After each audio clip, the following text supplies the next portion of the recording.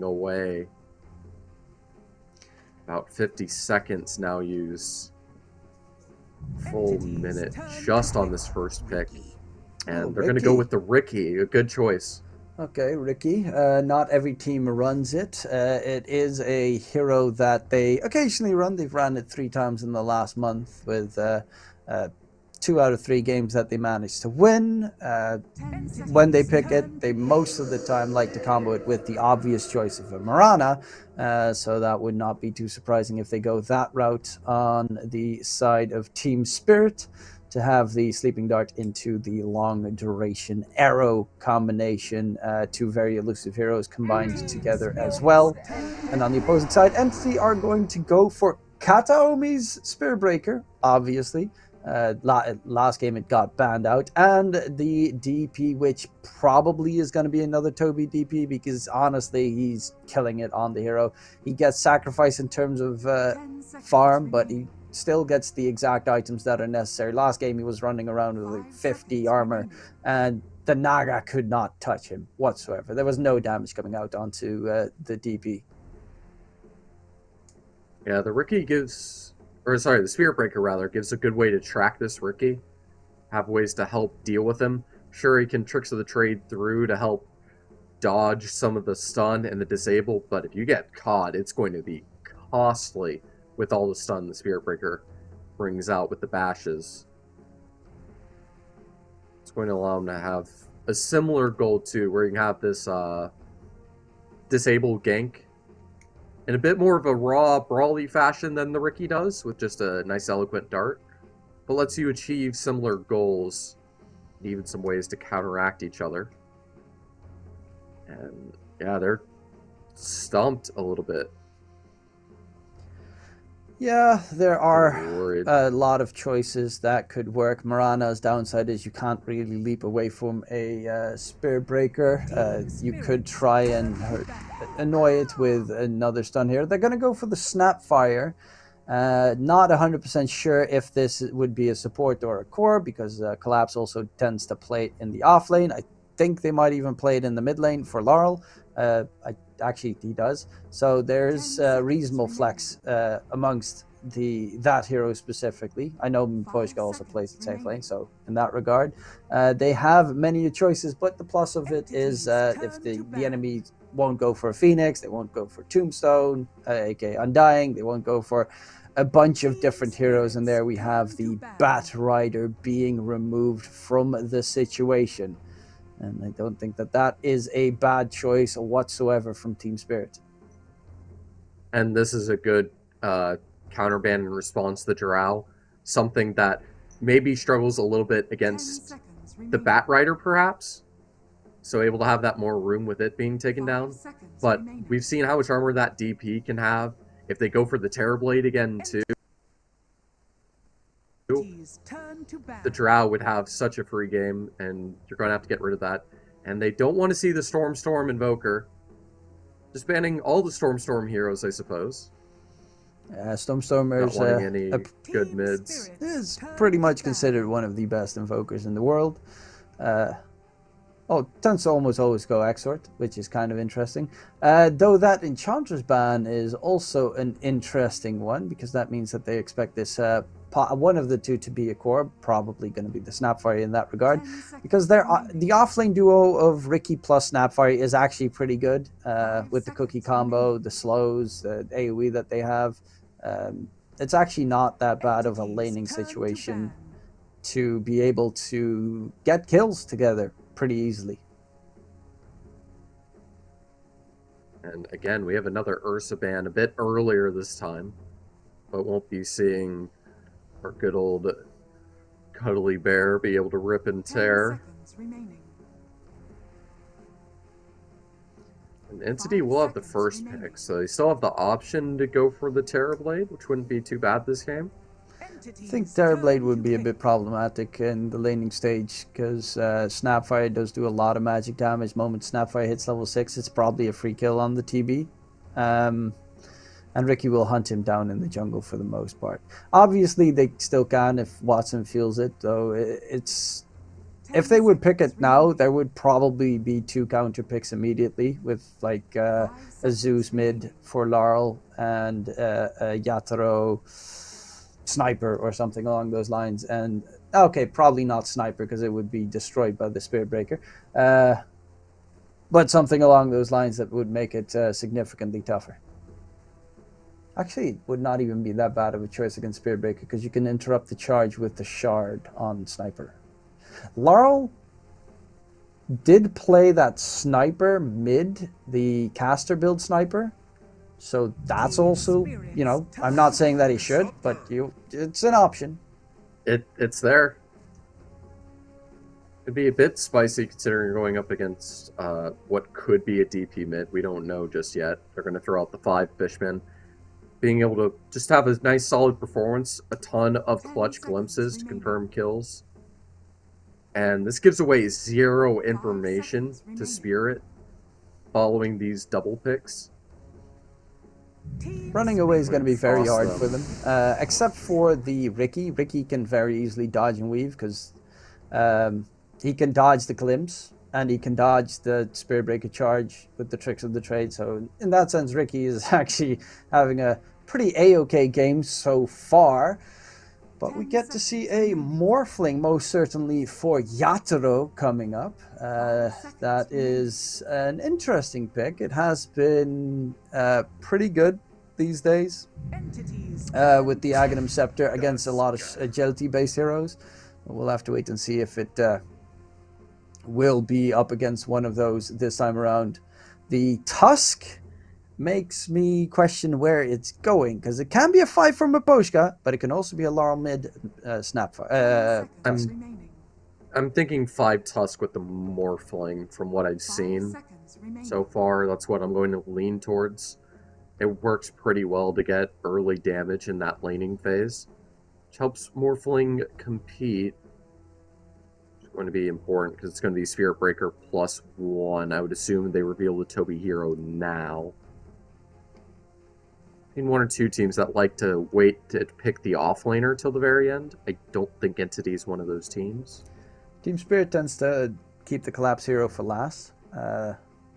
Obviously, this time around they have a significant flex, so they can always adjust in their roster. Whereas, I mean, Entity can also flex. Toby can play offlane DP, and they can also put Stormstormer mid DP. But that is primarily the only flex, because I don't think anyone's going to play the Spirit Breaker but Kataomi and the Disruptor, obviously, for Fishman. We saw him last game. He had the longest range glimpses ever, but he did manage to catch his opponents every single time, especially the kill onto Laurel after they previously caught themselves. Yatoro was pretty influential in their win. Yeah. Also, they're going to have the Morphling being able to use Death Prophet spells. That's a bit terrifying when you consider that. Yeah, the Spirit Siphon keeping you able alive. To use Souls. Yeah, and just freely switch back to the Morphling, get those attacks through. The nature is going to be a little bit more annoying to deal with. The Morphling can handle it just fine. They have a problem with split pushing, possibly on the side of Team Spirit, that they have to be a bit worried about. And also, still does not necessarily, possibly going to be Watson on the safe lane Age Prophet, still not 100% sure.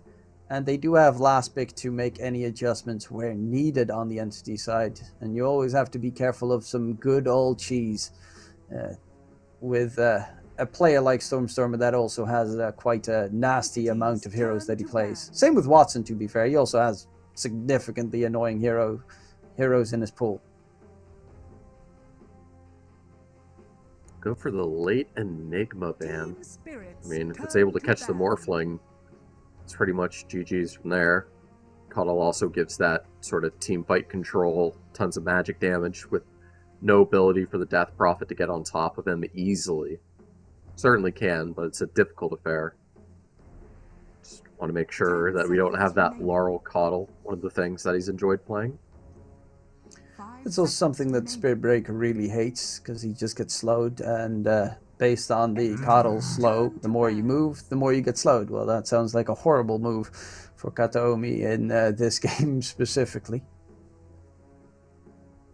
Pango, typically a good response against the Morphling. That's a good final ban going from Team Spirit to help them out. Both teams have burnt through most of their reserve getting to the end. No time to think about these last decisions. Yeah, they expect the last pick to be a Laurel mid-hero. Yeah, the question is which one. There's quite a decent amount of variance that you could go for. I think DK could be just, your everyday safe mid-lane shenanigan. Actually, they ban out the Beastmaster, so they're expecting a possible collapse last pick as well. They're hedging their bets in terms of their predictions. Is something that can give this hard stun to stop the fighting and leave Entity exposed no matter what they go for in this last pick. It's indication of what they should be going for in the safe lane, which I'm not too confident in. A lot of the meta ones been removed. There's not too much available. But with Spirit, they will go for the off lane and decide on the Mars. Try to force people in that arena, take the fight to the Death Prophet. I would assume a collapse hero, but is there a chance there's something weird like a Laurel mid Mars going on? I don't think so. It could be possible that they put it mid. They can put the... Honestly, they can put the Ricky 5 and put the Snapfire mid. They can put the Tusk mid. They have a wide variety of options, and Stormer comes up with the Tinker. They have a hero that's good at catching the Tinker. That's the Ricky. That is it. It is going to be a mid Snapfire versus the Tinker matchup. Collapse on the offlane. Mars and the rest of the options are pretty much as you would have expected. But the Stormer Tinker, yeah, I did say, you gotta be a little bit afraid of some good old cheese, and Tinker is one of those nasty cheese heroes that they can bring to the table. I'm really looking forward towards this matchup. They also do have the Mars, which is pretty okay at catching the Tinker with the arena catch, which is always a pretty nice tool through the trees. But I'm feeling the Tinker this game. Both teams just like, aha, you thought this hero was going to be here. You were mistaken. Or maybe both of them mind gaming each other and aware of their plans. This is some wild drafts. I had some good confidence, I felt like, in Team Spirit in that game number 1. I completely underestimated the amount of damage the Batrider could pump out, especially in that late game. This time around, this is a mystery. This is a wild game too. I don't remember the last time I've seen a Tinker. Having it go against a Snapfire sounds like a pretty nice matchup for him. Again, you have these supports that can catch him out later on in the mid game. Yeah, I think laning stage wise it could be a little bit dangerous because there's a lot of damage that also comes out of the Snapfire. And if you have one of the supports, as you mentioned, rotating towards mid, Tinker's not really mobile at all. It's actually one of the more slower heroes in that regard, and Snapfire could be a bit overwhelming with the cookie stun. Once he hits level 6 at a decent time in cookie stun with the Mortimer's Kisses. So Stormer not out of the woodworks just yet, but here we have the game that is live. The odds over at BetBoom give the advantage to Spirit. Well, if you join up on BetBoom using the banner below, you could get yourselves a $15 free bet. I mean, the one benefit that just re-looking over the draft just now that we can see everything, I'm liking the idea of this Morphling just being able to go ham on this Entity lineup. Should have a slight advantage going up against the Nature's Prophet. Yeah, but it depends on the Stormer build. If he's going to go for the Shiva's Guard, you've got that healing reduction and kind of forces the morph on towards a BKB. I think definitely that will probably be in his thought process regardless, because the Tinker will be blinking and harassing all the time to try and keep them at bay. And it So what's stopping the Morphling from being a Tinker too? That's the real danger. I mean, he doesn't have the ulti of Tinker, so you just have a laser, and it's probably the worst one to turn into for the Morphling. I think his main goal is going to be either the DP, or, to be fair, the Spirit Breaker is a decent one to change into, because you do get the status resistance from the Bulldoze. That is really exceptional. If you even get an Aghanim Scepter at some point, you have that incredible charge from the Morphling. That has been a while since we've seen that one come into play, but it's actually not that bad this game. I think that's the trick, that you can have these counteraction spells for damage, mischance, a lot of utility now on the Tinker, especially with the Warp Flare on top of it. Another useful spell. Maybe don't see too often. You know, this hero's changed a lot over time, and he's not what he used to be. I'm happy that there's no March of the Machines anymore. I think it's still the Shard. Is it still the Shard? I can't remember. It's been a while since I've seen the hero, and no one actually get. If it's, you know, I have no idea. That might have changed ages ago. Regardless, the mid matchup is going pretty even for the time being. Laurel has a little bit more of an advantage. They definitely have kill threat in this lane specifically. The side lanes got a Mars plus Ricky versus the Nature's Prophet plus Disruptor. So you got a double melee versus double range. That could be a bit problematic for Team Spirit. Speaking of problematic, a lot of damage on Stormer. He's taking a heap of damage. Does have his bottle, and will be able to regen because of it.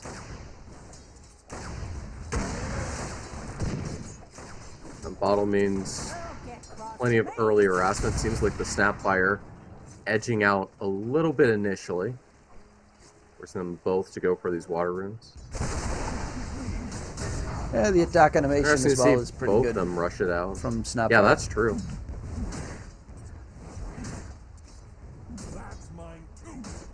And Storm is struggling a teensy-weensy bit right now. Okay, so they did put the double melee versus double range in that bottom lane. Which, there is a chance, obviously, that you can kill off the Nature's Prophet, for instance, because if you get on top of him with like a spear slow from the Ricky, it can be definitely nasty. Fishman, though, is being chased right now. They're trying to get the kill. Bounty rune picked up by Fishman, will be speared to the tree, and that could be his first blood secured. Yes, the smack from Collapse just to secure the deal. It will be first blood for Team Spirit. And there we go. Quick rotate from Spirit Breaker to at least cause a little bit of annoyance with the stun before slowly walking back to his top lane. Death Prophet will be fine under tower. I think Stormer's biggest threat this game will definitely be the Ricky. It wouldn't be too surprising if he does not go for the Shiva's Guard build. Even though it's really good, but jumping into a Ricky is also kind of suicide.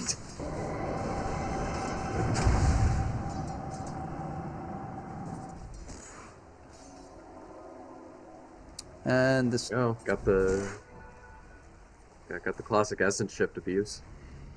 So strong.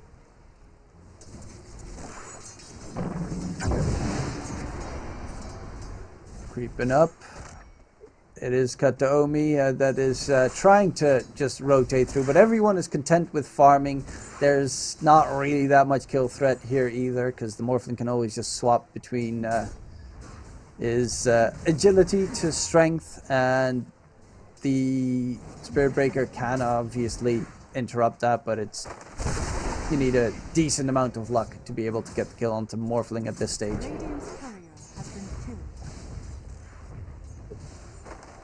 Tusk and Spirit Breaker just going to be throwing fists at each other. Bit of spell casting versus bashes. Nothing screams too dominant of a matchup exactly. Giving the space, the Morphling has decent farm. Just have to wonder what the play is for the Snapfire item-wise early. Got a pretty standard plan from the Morphling item-wise. Oh, first hit bash. Ooh. Charge forward as well. Miposhka takes a lot of damage, but they're not going to go for any dive attempts here. If Kotomi hits just a random bash there, Miposhka would have died. Obviously, banking on 17% gave him please don't kill me. But it did pay off this. Well, it did keep him alive at the very least. Towards mid, yeah, Snapfire just, I assume he'd get bots so that he can try and chase down the Tinker wherever the Tinker would TP on the map. Because that's the downside of playing against a Tinker once he hits level 6. You have to always be careful on the side lanes if you get too close to the enemy's tower that he just TPs and hits you with a nice rocket shenanigan. Omi, a lot of damage. But he can just charge out of there. The kiss is getting thrown out by Laurel towards Stormstormer, who's going to get jumped by Mira, and that is going to be a nice kill secured there, making sure that the Tinker is not starting off as he would like.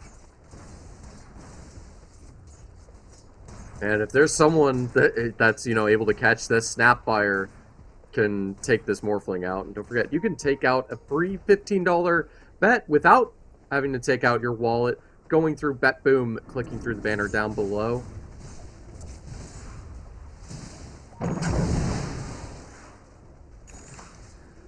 Well, they are not the most aggressive teams against each other, as we've seen in the previous game.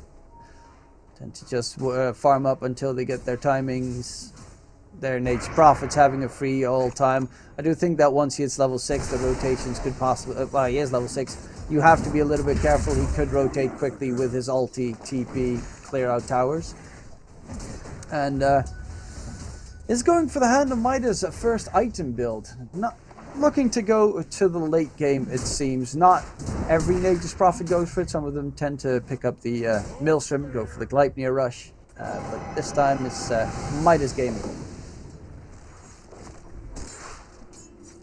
Such good mobility to get out of there. The standard just stats build for the Death Prophet early. They use those little mini 40 mana shotgun blasts to get those last hits.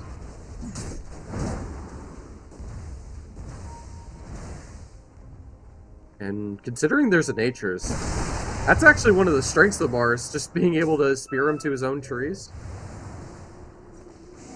He can't teleport out reliably. That's one benefit. Uses the arena to benefit with a kill onto the Disruptor. Went for Mana Boots, first item on Collapse. Okay. Curious if he wants to go for the Blink Dagger, but always curious to see if we get to see a Guardian Greaves Mars. Because obviously everyone knows Guardian Greaves are amazing. I definitely expect Toby to be going for another Guardian Greaves plus... yeah, plus pipe. Snapfire does do a lot of magic damage. Even the Mars does a significant amount of magic damage.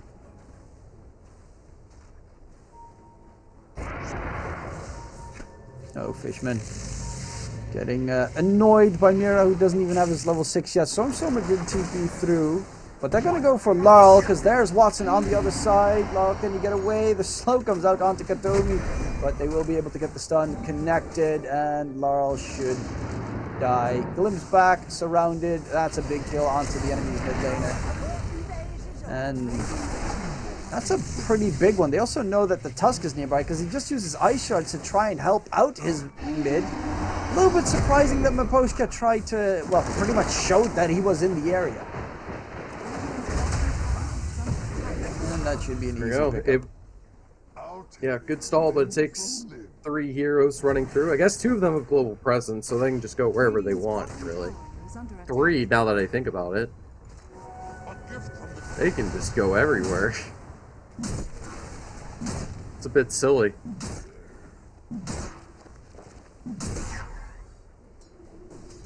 Entity Global Esports.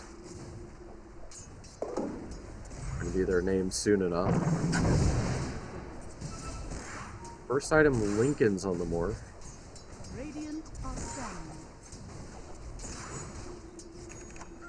Oh, Katomi, as I guess, is busy stacking the camps. Actually, the camps have been denied in stacking.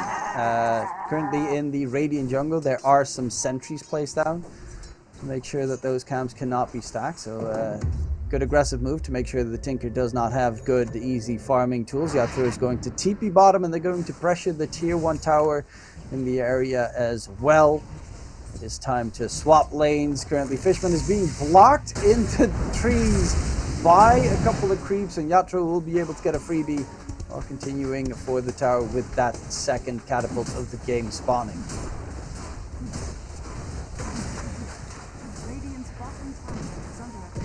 Able to get that tower push in, get those rotations. You get this Mars that can do the frontline tanking.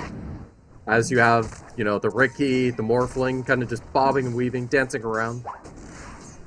Being annoying, but they have to deal with this Mars creating all this space. Oh, Katomi in mid is going to get controlled. Kisses comes out. He's trying to stay close range to Laurel, but actually Laurel gets the damage regardless. Stormer. He's got his Blink Dagger now done. Okay, blinking a little bit further forward would be kind of suicide because Collapse has his own, gets the jump onto Fishman. Now everyone is TPing en masse to make sure that mid lane gets defended. Toby with the Exorcism still running will be able to fear them off the area, but a couple of big kills coming in for Team Spirit. And they're starting to make their lineup work. However, Watson is top net worth on that Nature's Prophet, going for that Maelstrom next to get the Gleipnir to be able to control his opponents a bit more. And actually, right now, Yatoro takes some heavy damage. The arena comes out. He should be able to stay alive in the process. Snowball aggressively. Watson just TP'd in the middle of all that shenanigan. Will be taken down. Collapse should fall immediately afterwards. There's no escaping, especially with Stormer on the Tinker TPing to join the fray. It will be a 2-for-1 trade, but it was the top net worth of Entity secured.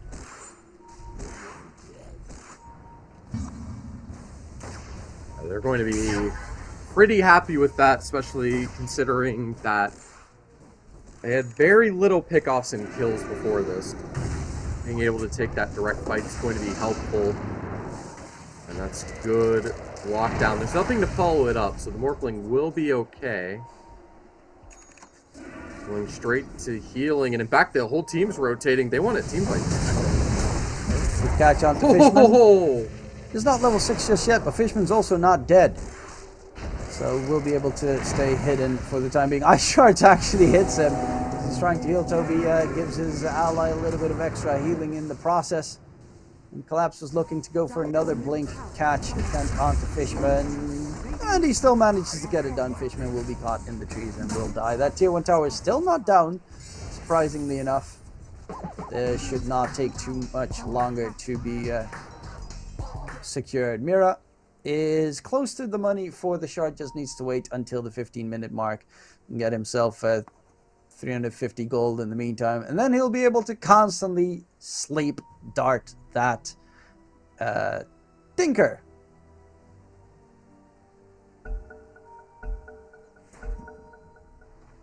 Be calling all the goods.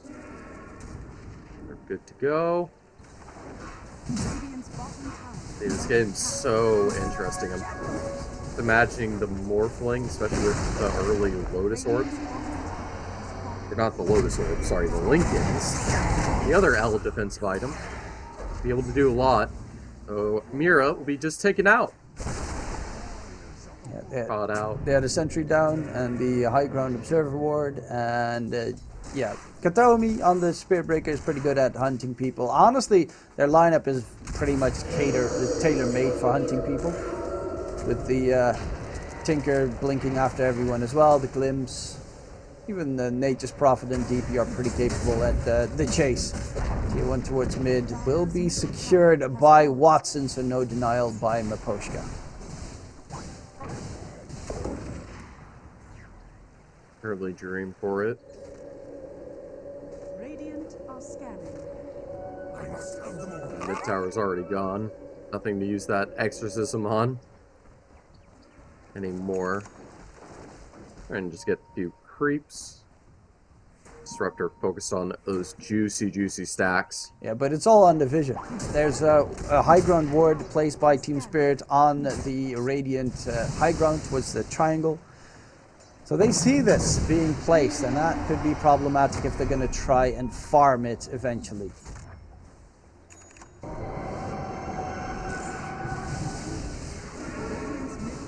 Has to dodge out of there. Thought it was about to be connected by a little bit more than the Spirit Siphon. Just barely out of range. We complain about that. And oh boy, I don't think those ancient stacks have been farmed just yet. Or they're just being farmed now. But he's not going to be able to finish them off. Instead, he'll be finished off, taken out by Laurel. And they are finding a Disruptor too. They want to follow this up. They're calling in the Spirit Breaker, possibly the Nature's Prophet. They want to bring in the rotation. The healing. In return, they've got themselves a mech on the side of Team Spirit. I do not actually know who has the mech right now. But in is the jump from Collapse, gets the catch going onto Watson, and the Nature's Prophet will falter. There's also a big neutral stack to be cleared up in the process. Katomi tries to run away, but he's going to be held back by Makoshka. With the tag team damage, they have more than enough to take him down. They should be able to clear up that nice, juicy, big camp as well. Oh, look at all that money. Thank you very much, Fishman, for the big old stacks. They even find another one. That's beautiful. Back-to-back Fishmen getting caught out. They at least clear out the triangle stacks, which is nice. Team Spirit not making the same mistakes as the first game. This team fight a lot stronger on their side to be able to go for these ganks. And Yatoro not going as aggressive and cheeky early to be exposed, weak on weaponry with this Naga. And oh boy, they're taking the duel to this DP. Oh, another Snapfire roll. So much damage. The Spirit Siphon just saving her from now. Not again, Watson.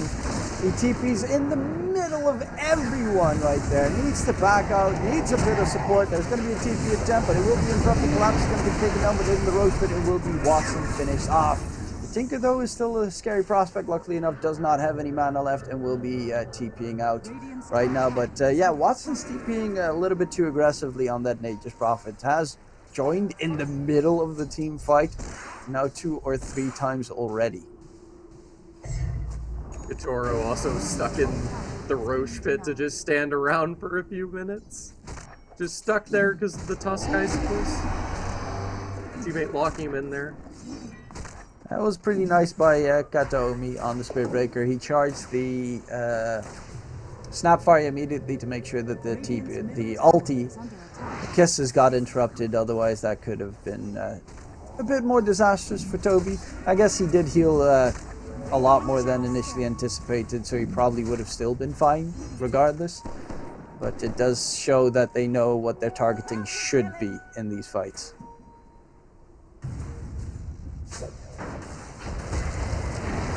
That's a good sleep. That's going to let them set off.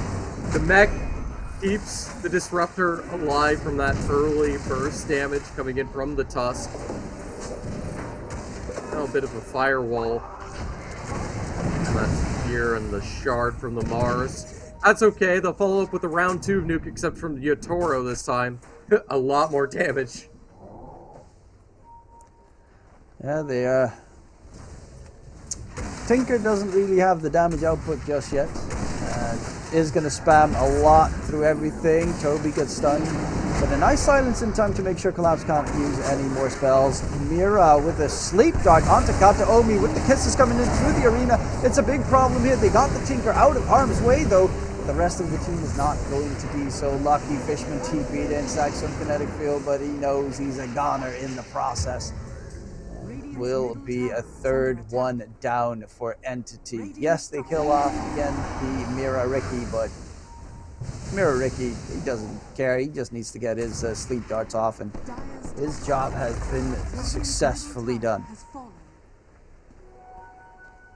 Yeah, so I was just sleeping on a little bit. The classic you know, Mars ult with the Snapfire, something early on when Snapfire was introduced. One of the first things we saw being used with great success a ton of the time.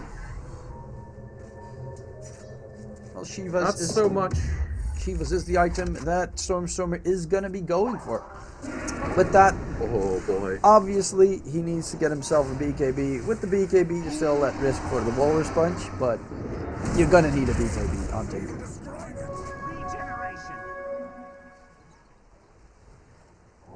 Bit of a dream there.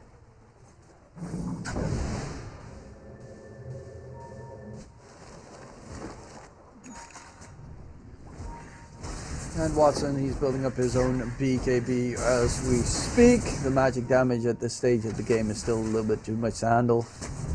And he has been feeling a little bit on the weaker side of things.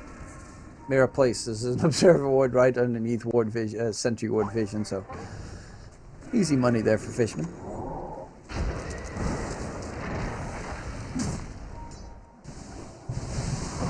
Yatoro's got the full Ags. That's a big one. Oh boy. Yeah. I assume he'll turn into the Spirit Breaker, to be fair, because if you still take stats from the Spirit Breaker, you take his status resistance as well. And then you also have Bulldoze, which is also status resistance on top of the already stat. Like, it's really hard to lock you down at that stage. Yeah. Attack speed and I don't know. The Death Prophet's pretty nasty too because all those spells, like the Spirit Siphon, are going to be amplified too. Yeah. Just depends what he wants to go for, but considering the low HP, high agi, and damage, he'll probably just want the status resist, you said. And getting a bash or two tucked in, pretty fun as well. Oh man, that Mars just deletes the Nature's Prophet. It's disgusting. Oh no. Gonna get away, they're gonna chase him down, and yeah, that's an easy double kill there. Yatoro is, I mean, he's got his items, just only the BKB that is left that he is really realistically needing. Stormstormer, can he get away? You'll scepter by Laurel, actually. But interrupting the TP will be a bit more problematic without the cookie at the ready. So he'll be able to get the TP back to safety. One thing that they do have a problem with is going to possibly be high ground push on Team Spirit. That is always problematic against the Tinker.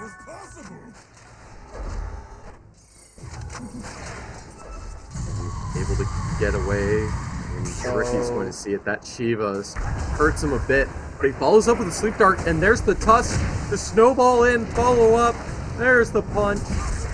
Should be able to escape, but the Mars is in just in time. Get to Omi. He's trying to keep them occupied. In comes Toby. Has the Guardian Greaves. Arena doesn't get dropped. There is an Exo, but using it will probably be more risk than reward in this situation. Actually, Watson TP'd in the middle of everything again. Oh my Watson. Toby now is going to be just jumped by the rest of the team. Didn't get his exorcism off just yet, so doesn't even have the extra damage coming out. Does use it now, which is a decent amount later. They are dropping pretty low in HP, and Yatoro wasn't there just yet. But they are just going to get double speared by Collapse's Shard. And they're going to get cleaned up without a single loss on the side of Team Spirit. That was such a untimely team fight from Entity. It was just sloppy all the way through. Well, keep in mind, it's not just that. So you get the spear, it gets 1 to 2 players, and then the Snapfire can cook you. You get a bonus Mortimer's Kiss with it, and it's just so much damage without dedicating any ults and just using your basic abilities.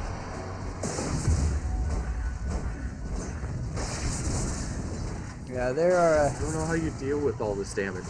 I mean, they can't. Like, I get Katomi charging in to help, but what's the spirit like? The TP from Watson again in the middle of everything is just. The man's putting himself at too much risk in all these engagements. Especially considering their lineup is super reasonable at split pushing as well. Obviously, the enemy has quite a significant amount of catch with the Ricky, with the Mars Blink, and considering Collapse has been playing like an absolute monster on that Mars so far, is a lot to fear.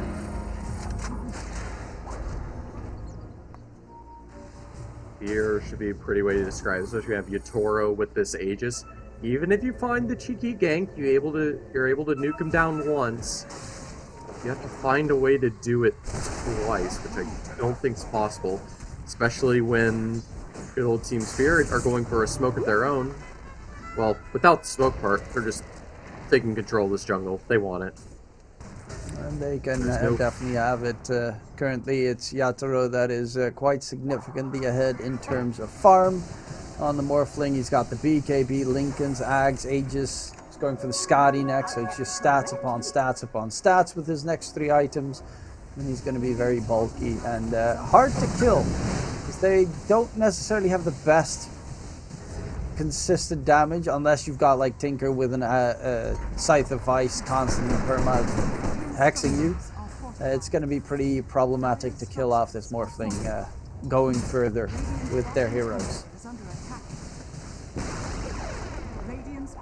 Problematic's the nice way to put it. I dare say impossible. Especially because an ally has a BKB on top of it. He's even building a Scotty for good measure. Just for even more stats.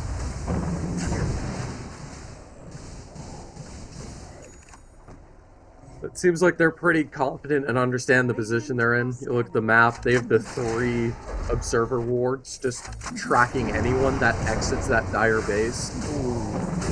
Bit of anti-synergy, but regardless, it's another freebie there for Yatoro. And he turned into that Spirit Breaker, so with the Aghanim Scepter, he's got the Spirit Breaker Ags version, so it's the cooldown reduction on the charge. And will be able to get himself a pretty substantial kill. Yeah, they're getting pretty much torn apart here on the side of Entity. There I go. Psych. God, that is terrifying. Watson with the TP. Sleeping Dart. Oh, not again. Pops the BKB. TP number 2. Warrior's Punch. Yep. Ah, that hurts. This Mars is such a good pick. Oh. I'll always remember how foolish you look. And Collapse is also such a good player. That too. Second, I should have seen the Snapfire and the Ricky. They got all these great circles to lock down with the Marzul. Combos so well, especially with the Morphling just, you know, waving his way through. Well, Toby is going for the disarm at the very least. God. Yeah, this is the problem why you need a BKB on the Tinker. Sleeping Dart, you can reduce the sleeping time with your 3rd spell, so that's not a big problem. The problem is the smokescreen. It's just really hard to get out of the silence range of that, and the Tinker is a hero that doesn't really have any fast movement, so the other choice you could go for would be like a 4-staff on the Tinker, which is also not really something that you want to do, though it has been picked up occasionally to deal with that very specific problem that that this Tinker has this game. Yeah, certainly. And you have everyone in the Spirit lineup just enjoying their time, farming up. They know this Aegis is going away in just a minute. Looks like they'll set up to do some good old farm, keep that lead, and do that classic little chokehold maneuver, essentially, onto Entity. Yeah, they're just surrounding them. Obviously, they have pretty good heroes to get out of there with the Tinker and Aegis Prophet if they want to get some farm on the other side of the map, but we've seen them getting caught a multitude of times. Speaking of which, Ooh, Mira almost got in range to hit Stormstorm with the sleeping dart, and there's a catch on to mid Toby. He's gonna get taken down inside the arena. 50 seconds, no Toby. So no DP if they're gonna go for the high ground push, but the Aegis has just been reclaimed, so don't really know if they want to continue poking the bear. Perhaps not, but they see info on this Tinker. They're already rotating towards this direction. Knows he's trying to cut these waves to delay the push, to stall the best he can for time. But man, this Mars is so quick on his feet. He does miss the spears. This Tinker will be able to get out alive. My thanks will come Fortunate later, enough when for you least him. expect it. Mira even has a Yule Scepter extra for more lockdown shenanigans. And he's still in the area. Stormstormer is going to jump towards Mira. Yule Scepter. And Stormstorm pops his BKB immediately. That's his first BKB usage. I actually don't know if I assume the Tinker Shield can be purged, which actually makes the Yule Scepter even better. I'll have to check that to be specific. I'll cover you right now and take a good old glance. Is it dispellable? Doesn't seem to state. Intuitively, I would assume so. Yeah, my Tinker gameplay is too much thinking with too much buttons to press. And I'm too short of a span of time, so I don't play much of the Tinky Winky. It doesn't pure spell immunity, so It is I would dispellable. imagine it's pretty reliable Defense to get purged. matrix is Yeah. dispellable. So yeah, with the Yule Scepter, you can get rid of the defense matrix and make sure that the sleeping dart lasts longer. Before the BKB comes into play, obviously, because now he does have that BKB secured. Does need to be careful that when it's on cooldown, like right now, he's actually going for the E-Blade as his next item. I kind of like the E-Blade here. It's a good way to save your allies, possibly in case it's needed, and also it does a tremendous amount of damage onto your opponents with the Shiva's Guard combined. It's a bit of a classic we've always seen on the Tinker. Just going for this E-Blade shotgun, essentially. Speaking of which, they're going to try to shotgun down this Ricky. To try to cookie off him out of there, the Yule Scepter will help him delay, and it actually, in fact, dispels the dust to the detect, so he's able to blink onto the DP. Oh, and the Maposhka. BKB's just barely enough, but Maposhka comes in just in time. Should be able to be right click down, and even the snowball follow-up. Oh no, the Morphling's here now. Lol got taken down though. They did lose the Snapfire in the process, but without the Tinker it's a little bit more problematic. Toby's going to get jumped. Silenced up as well. And Maposhka with a double kill on the Tuskaroo. Yatoro's got himself the Scotty done, so the healing of the DP is going to be significantly less. And also the fact that obviously he's stealing a bunch of stats if he turns into the DP. So, problematic affair. Tinker is dead. Their fighting is pretty weak. Yatoro succeeding with a wild move and killing the DP with the DP, which I found amusing. And sure, they're able to find at least a pickoff. Just feels like we're waiting for this Roshan, so they're willing to go into this base, take that last team fight.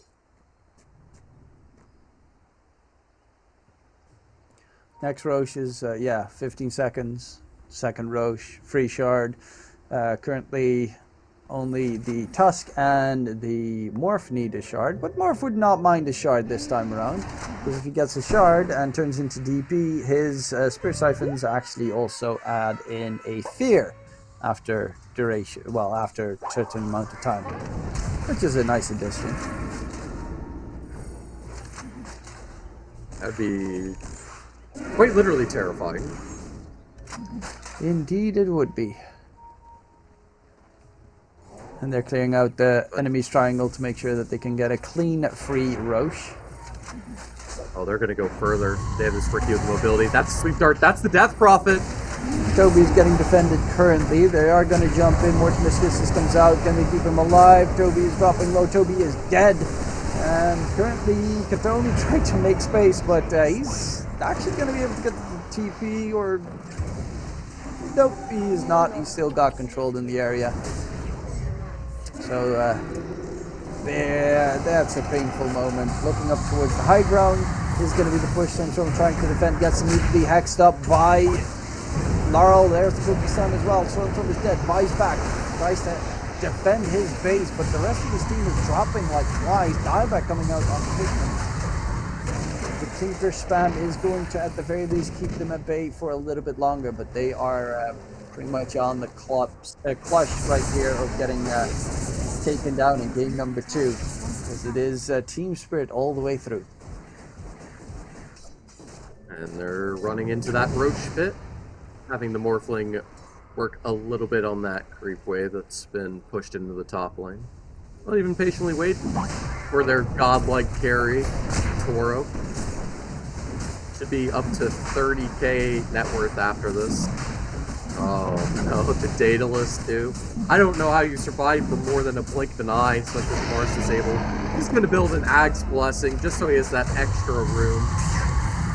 The worst part is the fact that he has boss level 2 on a Morphling. That shows you exactly how much he despises the global. Like, he needs to hunt them down with the Nate's Prophet and the Tinker constantly. So he has bots level 2. That gives him a 30-second cooldown on his TP, and he can TP towards allies. And I think it also gives you like 10 more movement speed over normal bots. Something about that. The fact that just if anyone dares attack any of his heroes, he can teleport right in on them to try to respond, which is just terrifying. Just spamming the defense matrices on everyone just in case they get initiated on, to have that status resist temporarily. Yeah, more buttons to press. Cooldown. More chaos to be prolonged. Toby building up the pipe next. But right now, the magic damage is not the big problem. Boschka, though, gets the blink back. There is a chase coming up from the Tinker. And he will be able to keep them. Actually, no, the glimpse from Fishman catches out the Tusk. Wow. And they do manage to get a pretty bulky kill there with a 4-kill streak on Vaposhka. That's almost a 1k towards Entity, but no, unfortunately, they're still 31k behind. Certainly. You gotta take the small successes. Throws it in. They're relying on this Tinker with the defense matrix to stop this Ricky from being so problematic. That won't stop the Morphling from going in. That's a dieback. That's a dead Tinker. That should be good. Yep, there's the GG call. There it is. It was a very controlled game by Team Spirit. Collapse looked superb. Yatoro on Morphling as well. And it was really hard for the Tinker to realistically do much, I would say. I would assume Yatoro would be the MVP this time around, though I think Collapse has done such a tremendous work on the Mars with a lot of just incredible catches onto the Tinker and the Nate's Prophet. But granted, I do think that Entity were playing a little bit, I guess, out of their comfort zone maybe, because they were like TPing in the middle of the team fight. They lost one hero, then everyone came in one at a time to try and like help him out. That backfired significantly. A lot of save your buddy syndrome, and not really what I would have expected from Entity. They got toyed with by Spirit. Maybe a bit of frustration too, I'm sure, and how could you blame him? Yatoro, so frustrating with that Morphling, an amazing performance. But it wasn't just him, it was just the whole draft.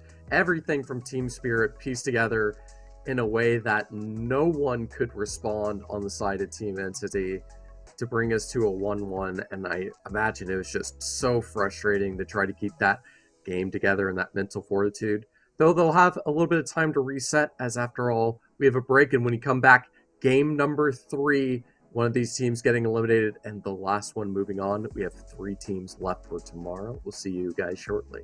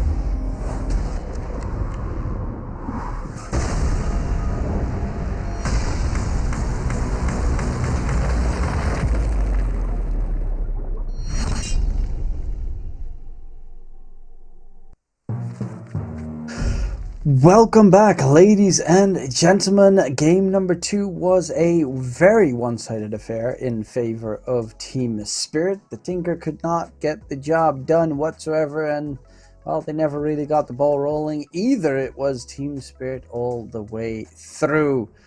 And now we are starting the draft for game number 3 to decide which of these two teams will be the first invited team that is eliminated to at the BetBoom Universe tournament.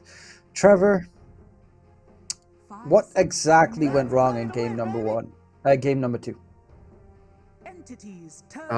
This Mars had the game of his life. The Snapfire was able to have the space to be able to gank and succeed, to work with that Mars to be so deadly. And when you combined it, even though it was a double melee lane, the fact that it's a Tusk and a Mars is oppressive to deal with. 10 seconds remaining. Stack on top of that, the Morphling had all the space in the world to get the farm he needed, and it just ended up being a bit of almost a free game for Team Spirit. How well they played. Entity doing their best.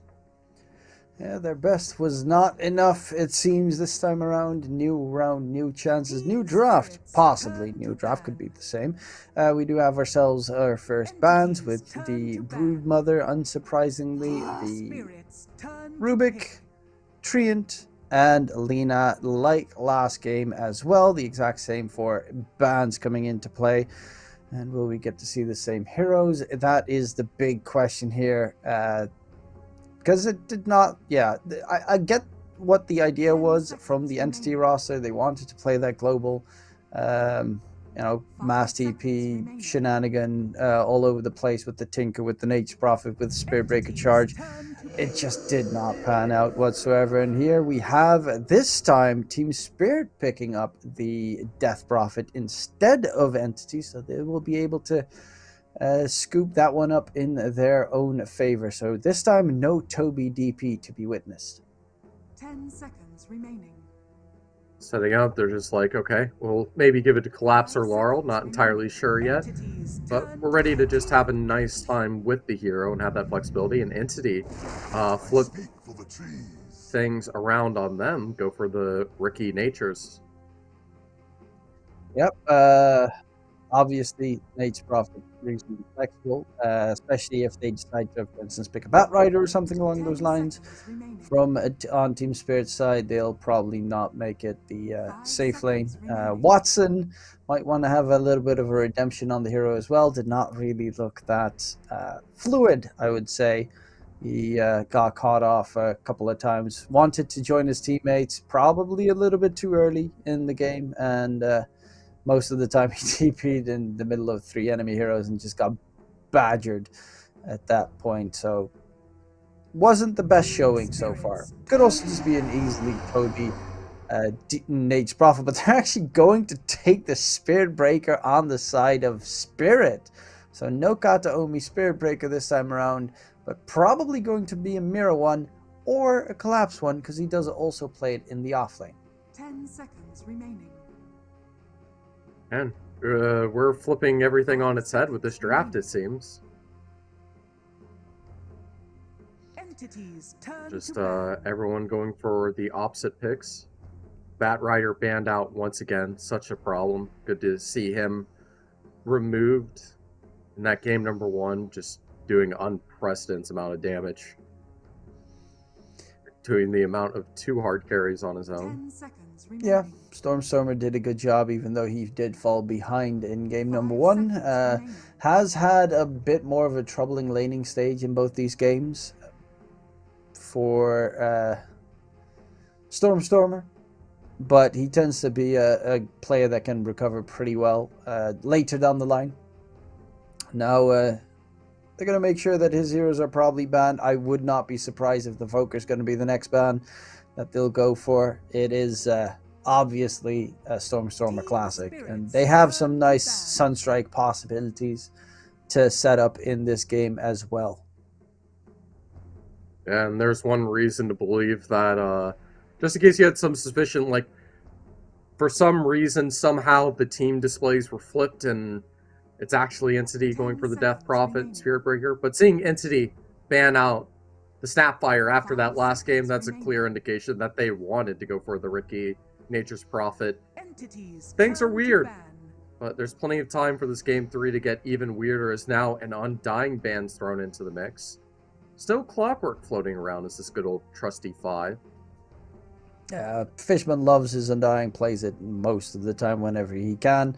Especially now that the Snapfire is banned, it seemed more likely that the Undying could be a possibility 5 pick for seconds them. remaining. And as you mentioned, Clockwork, of course, another hero that Fishman loves to play. His most, honestly, I think his best hero is probably Bane, but Bane doesn't really get played in this current meta anymore. Too single target oriented most of the time, whereas a lot of it is like global TP strats Team into spirits turn to sustain, ban. where even if you fiend script someone, the team doesn't have enough damage to kill them. Entities turn Yeah. to ban. Speaking of which, when you mentioned that, a big question, they're going to go for the banning the Storm Invoker. Fair enough. But you know what's a valuable team fight hero with the Snapfire ban? That's always an very dangerous hero to deal with. It's the good old Phoenix. Could be seeing 10 that out seconds any remaining. second on one of these two teams. That is definitely a possibility. We 5 saw it in the seconds previous remaining. series, of course. Snake King played it super well. The amount of healing and damage coming out from that hero is pretty astonishing. Don't necessarily know if they play it on entity side. To be completely honest, it is definitely a hero that is not a meta pick in that sense. It seems more of a specialty pick. I will quickly check to have they even played it. It's a great, good old question. They have not played Because it if in they- the last month at the very least, so I don't think that one will be surprising our feed any coming up next. Yeah, that's even more reason that Team Spirit might be able to safely pick it up. As entities spend all this ban time on this last choice, a little bit thrown off, perhaps. It's interesting to see that they don't know what they want to go with. Considering that this is just the ban, maybe they're trying to figure out the first and second pick and think ahead because they are investing everything into this. Entities turn to pick. And there we go. They decide to go with the Enchantress at the end. That's one we've commonly seen. I'm assuming it's what's coming after the Enchantress, where the ideas for Entity are going to start brewing. The Enchantress is a hero that a lot of teams ban against Spirit because Miposhka is really capable on it. Mira can play it as well if need be. Same thing with Gaming Gladiators. They ban it because Celery is really good on it, but it also counters a couple of offlane heroes, most notably the Darkseer. So if you want to possibly play the Darkseer, you probably need to get rid of those Dispel heroes. The other one that would probably be an option would be the to deal with, of course, the Darkseer would be a Oracle, but that one is significantly disappeared from the scene currently. But there we have the Marana being picked up. It's possibly a Toby offlane Marana, actually, to be fair, because he does play it offlane as one of the rare few out there. It is a great combo, obviously, with the Ricky's Sleeping Dart into Arrow combination that some regions tend to favor more than others. I'd like to see him bring the Mars back out even this early. Like, sure, you won't have the Snapfire this time, or even the Ricky Silence, as that's brought over, and I guess even a counter to it. But you still have that DP that can just go in there and have that heavy presence and sustain. It's a fair shot to consider. Or even something like the Legion, if you want to go for the lockdown, deal with the natures. Yeah, we saw Celery play the Legion to try and counter out a Brood recently as a 5.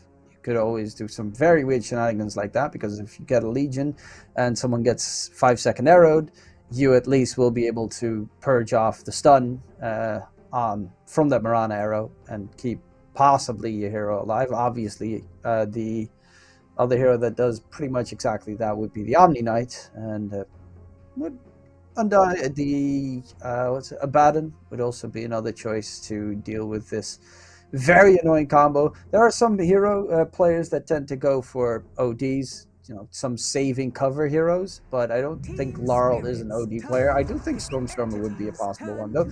They're going to pick up the Marcy plus Sven. Okay. That is curious. Wait, now I'm really confused. Because I assume it's a Sven safe lane for Yatoro. If it was picked up by Entity, it would probably be a Katomi 4-position Sven.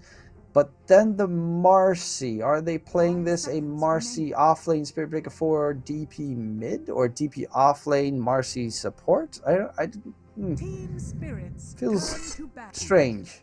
And that one is the hero that I did expect, though. The Watson Pudge. It's either the 5 Marcy with the Yatoro Sven, or it's the other way around. I think the big key that will tell us which route they go for is mainly if they go for a Magnus. That could be a good pointer towards the direction. We've seen Marcy Magnus as an insane hard carry duo. And what better to give you even more additional chase than just abusing that war cry. So I'm trusting more the Sven stun. And I guess there's the fear of some kind of illusion hero being brought out. So they're just willing to buy into the Sven early. Take that risk. Entity, they picked up the Watson Pudge, and he is really, really good on the Pudge. It's one of his signature heroes as well. And with the Ricky Shard, Marana Arrow, there are lengthy stuns on enemies to throw out that you can drag them out. The Aghanim Scepter is good against DP's healing. In general, it's pretty solid as well against Sven, because you have that hard lockdown available as well. Plus, you tend to become a very beefy boy, where Sven really prefers to two-shot his opponents. And the displacement effect of Pudge is always a big must. The only downside is that they do have a very heavy jump lineup on the side of Team Spirit, and I think because of that reason, they're making sure that the Nature's Prophet is not going to be Watson. Because if Spirit Breaker and Marcy plus DP and Sven jump on a Nature's Prophet, he is just dead in half a second. And then it's probably better to have a beefy boy, as the Pudge would definitely fill that void. 5 seconds remaining. I'm just surprised they go for the Sven instead of the Ursa. Turn to pick. Honestly, they could still flex it, because Kataomi plays the Sven position 4. There was also a time when Sven was played off lane, long time ago. But it's most likely just going to be Yatoro. One thing that Sven does better than most heroes is the fact that he has that innate Battle Fury, and you can farm stupidly fast on the hero if your teammates create space plus stacks for you. And at that point, you're looking at it plus treants. 20, plus you clear out treants pretty quickly. And then you're looking at like a 20-minute game where you're like 5k ahead of anyone else. Okay. Just a lot of this high AoE counter and damage, just expecting some kind of illusion core, I guess? Or forcing them not to be able to pick one. It's 10 seconds remaining. I don't think an interesting setup. It's a lot of good team fight and stun. 5 I think it's just it's the entire reason you'd go for this Sven over an Ursa, which is what has me so confused. I guess it's just to clear out the treants and in general just get really farmed. But we'll see who's going to be playing what. I don't think Yatoro is going to let go of that Sven, though. Collapse is going to be playing offlane TP. Laurel mid. Okay, it is going to be there we go. A Yatoro Marcy. So 5-position Sven this game. They're playing some weird shenanigans on their part. Marcy is actually better at dealing with a Pudge than Sven is. The Puck, however, can be a very big problem for them this game. Dream Coil especially. The Pango doesn't really mind it because he can roll up Rolling Thunder out of it. but they're all reliant on mobility, with their DP plus the rest of them being, melee heroes. That the Dream Coil of Puck can do significant amounts of damage this game, and I definitely can see them winning with this Pudge in the safe lane. Marcy is pretty scary though. I have underrated Marcy a multitude of times, but I'm going to go with Entity again, just slightly. I think the Watson Pudge is very capable. Yeah, I'm trying to think. The Shard for the War Cry is pretty helpful. But the main damage is going to be physical anyway. Magical damage anyway. So the extra armor is nice. But primarily, it's going to be magic damage coming out from Entity. So it doesn't bring in that much value. Has me just even more confused trying to think about this Finn and what the plan is. As a 5, it seems like it will lack a little bit. Especially early on. Well, we'll have to wait and see. It is going to be that 5 Mirana. As you can see the odds over on your screen, they're giving a lot more love towards the side of Team Spirit. And granted, they have a very interesting draft to work with. If you are looking to place yourselves a bet, don't forget to check out BetBoom. The link is below the stream. And get yourselves a free $15 bet to place. Yes, have a decent bit of strength heroes.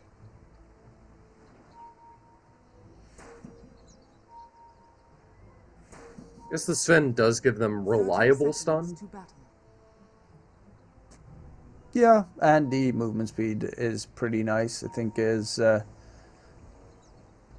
it's not bad necessarily. I think a 4-position Sven, because he can then get a Blink Dagger, decent timing might be a little bit more helpful, but considering, you got a Spirit Breaker, that's kind of out of the option. Spirit Breaker 5, I think, is reasonably worse because he just needs to get himself a BKB, and then he turns into a semi-core as well. There's the hook coming in. The bounty room gets picked up by Fishman.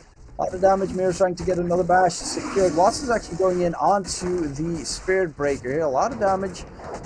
And same on towards Collapse. Watson, does he have a hook soon enough? He is chasing for quite some time. Gets the hook connected onto Collapse, and Collapse is forced to pop the Fairy Fire. Miro tries to get another bash in, but they're being bullied back right now, and a lot of damage. The second smack comes onto Collapse, gets taken down. And Fishman up against Mira. The bash comes out from Mira. One more right click needed, or so you think. Good hook to make sure that Mirana would not be taken down. And again, Fishman with the Starstorm gets his second kill. Easy double kill for the Mirana. Thank you very much. It's not a lot of Pudge CM, but we're going to have a bit of a mix-up with the Mirana. Also a really good nuking support early. Can't blame him there. And he suicides to get the faster respawn and not being forced to walk all the way back to base, plus making sure that you get that TP scroll for free.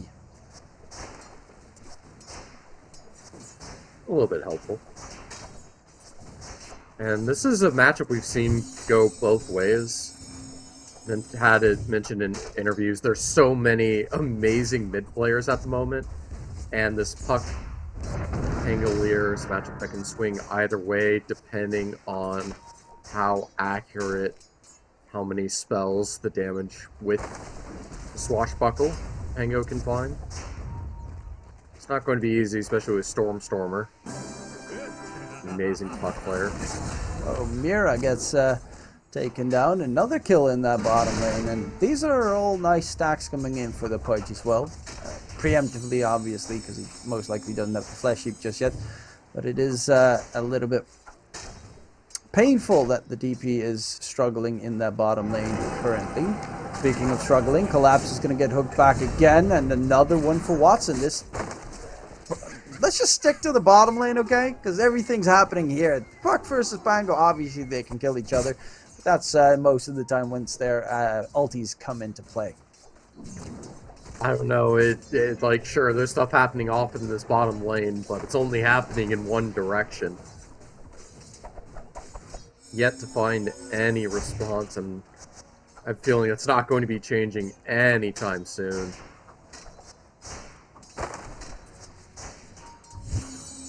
Well, mid matchup's going pretty even Stevens. The offlaners are both struggling. In both situations, it's not too surprising. Nature's Prophet is a very strong hero, but they do have a lot of nasty catch with the multiple stun lane in the top side of the map. And bottom lane, obviously, losing both your heroes twice in a row never is very fortuitous.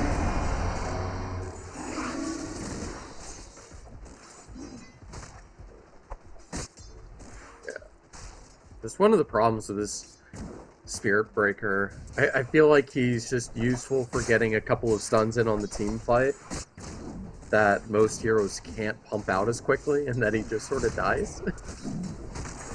That is good vision and good catch most of the time. They're actually going to harass Watson, but he does have, of course, a Ring of Health, so he will be able to heal up pretty quickly in response. And you have to be, as they're doing really well, hiding behind the creeps, otherwise you're going to get hooked in the process.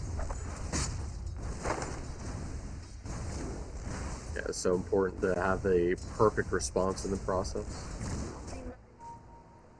Radiant are scanning. And yeah, not much happening towards mid, but a teensy bit of harass. Top side is something that we haven't paid our attention towards. Toby has gotten a significant amount more creep farm. Collapse actually, again, hooked in the process. And heals up a lot, at the very least, but will again die to Watson. Mira, no mana for a charge. Tried to get a lucky bash onto Fishman, but Watson is scaring off the Spirit Breaker. Actually, Watson is going to hook the Spirit Breaker. My man is on fire. That bottom lane is a disaster for Team Spirit.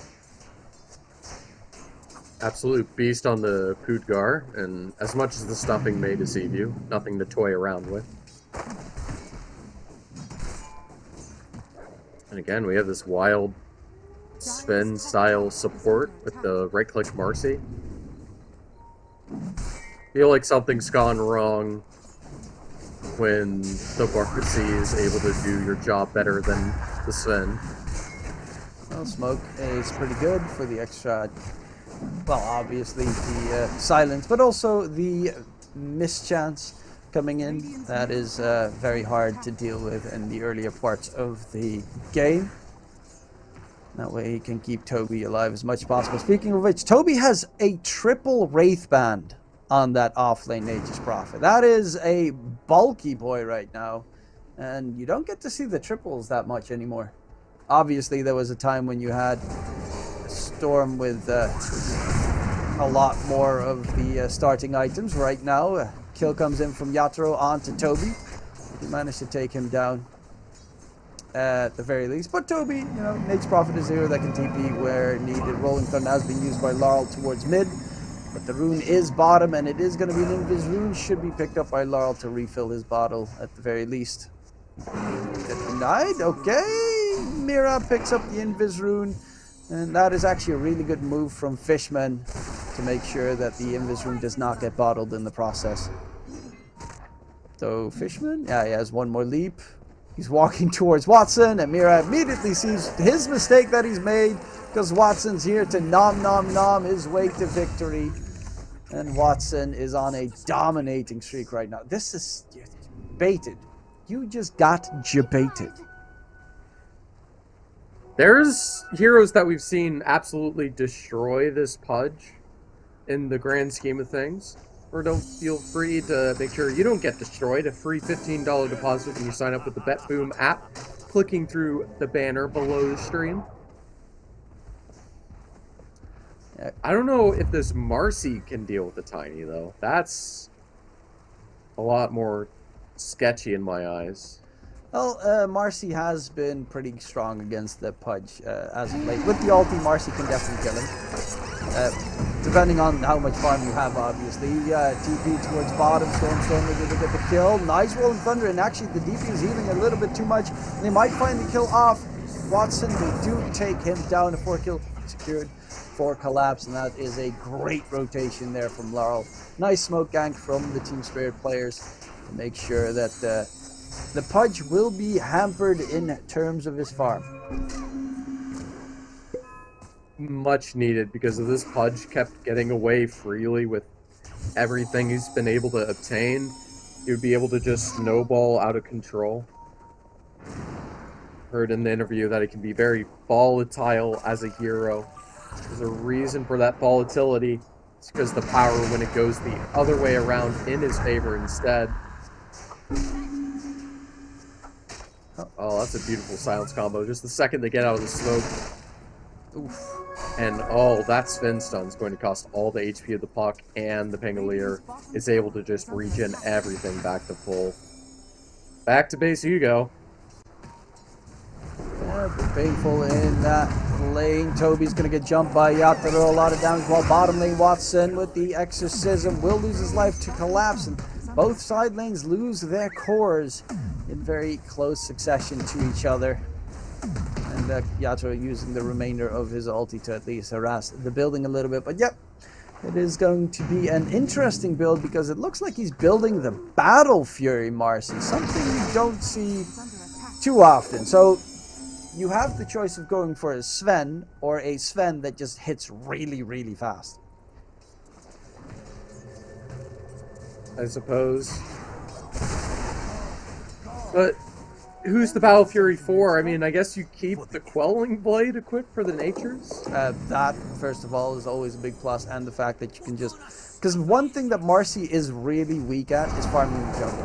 And that's the biggest downside the hero has. Speaking of downsides, bottom lane, a lot of damage coming in.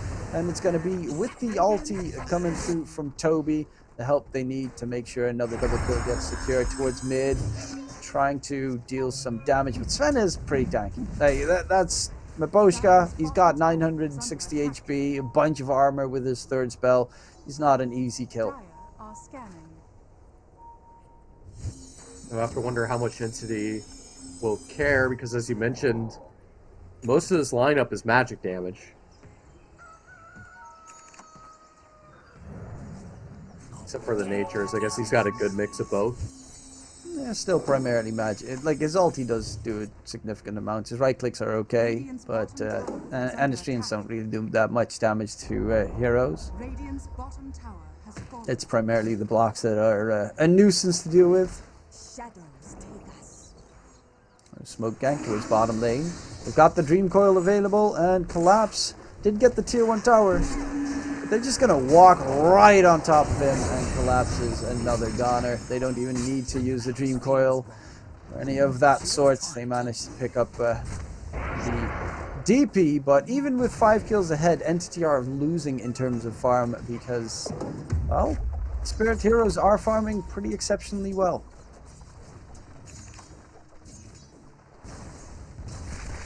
Yeah, and the farm's the main thing keeping in this, it feels like, because this Pudge should be having a free game.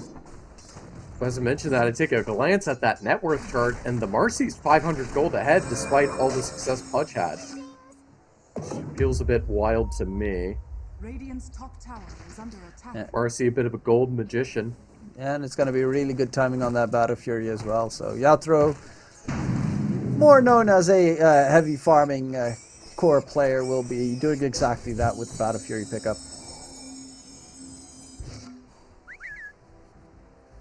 And Katomi just wants to get his shard. That's kind of what they're waiting for, the big shard on Ricky, so that they can have the arrows, hooks, wombo combos all over the place.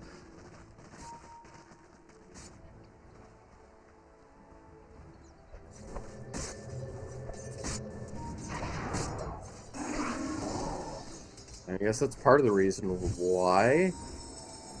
I guess he went for just the Ring of Health. Oh, Watson. Want to finish up the Vanguard. It's going to make him a little bit extra squishy. But is it enough to keep him alive? There's going to be a fight ensuing. Watson's dropping very low. They will possibly kill off this one. But Poshka will be caught on the back end. Yatoro popped his ulti, and he's going to go in for Toby. who does have a significant amount of armor, which makes it reasonably lengthy to kill him off. Right now, Stormstormer needs to bail out. His teammates are starting to dwindle pretty quickly. Fishman inside the trees. Mira might actually be taken down here with the last right click. Will be able to secure it. And on the opposing side, it is Yatoro falling as well. The arrow lands. Oh my god, Fishman. The collapse is still heating up from his eclipse. From his ulti in the process. Stormstormer is actually going to get taken down because there are 2 cores still in the running.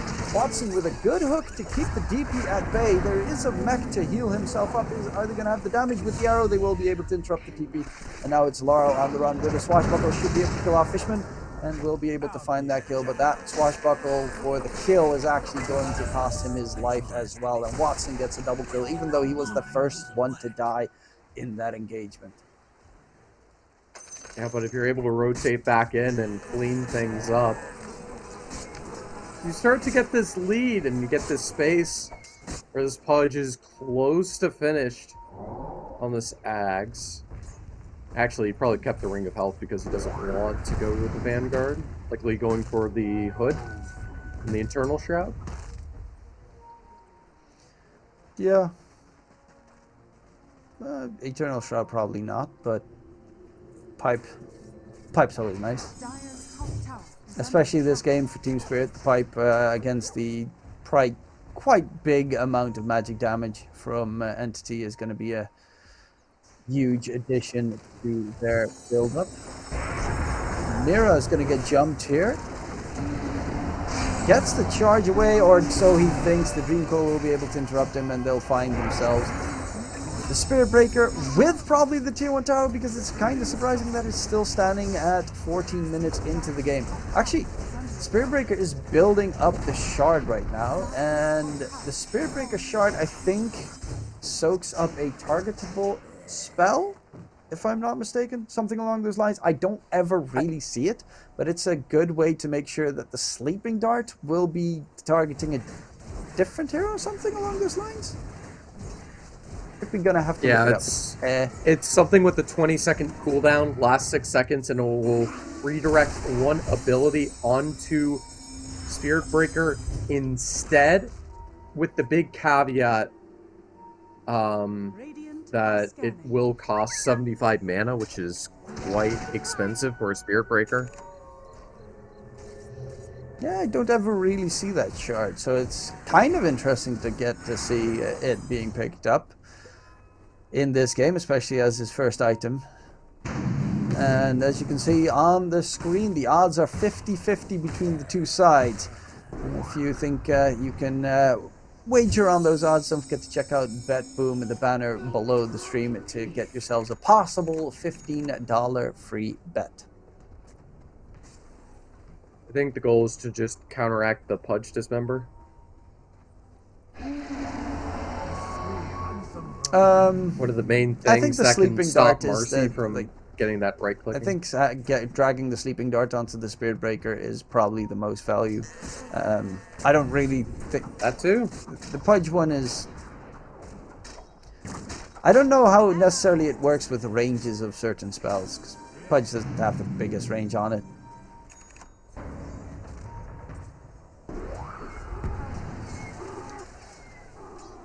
Well, Stormstormer certainly just has his Witchblade done, so he does do a lot of damage. Speaking of a lot of damage, there's going to be a quick jump here. The hook comes in.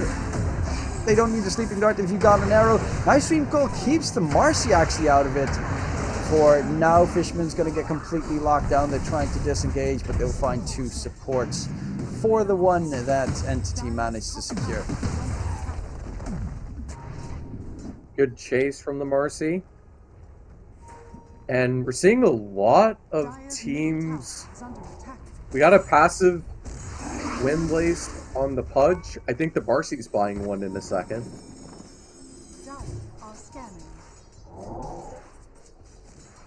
A lot of high movement, so everyone can chase.